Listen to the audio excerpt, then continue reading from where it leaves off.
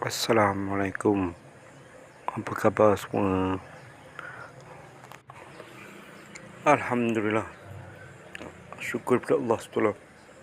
Salawat dan salam kepada kita Nabi Muhammad SAW, ahli keluarganya serta para sahabatnya dan orang-orang yang mengikuti mereka dari semasa ke semasa hingga ke hari kiamat.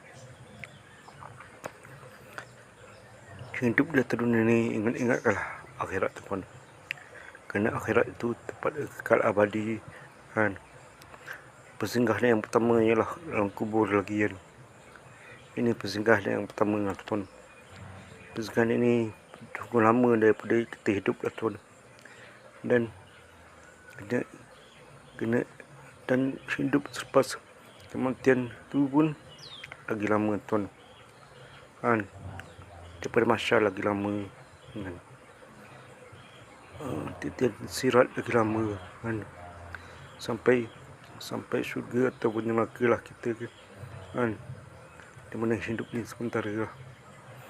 Dan kita hidup ni 2 kali tuan, bukan sekali. Yang sekali itu ialah mati tuan, kematian.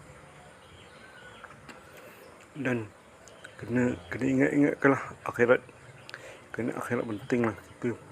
Masa depan kita ialah syurga atau neraka kan. Ini masa depan kita, bukan dunia semata-mata.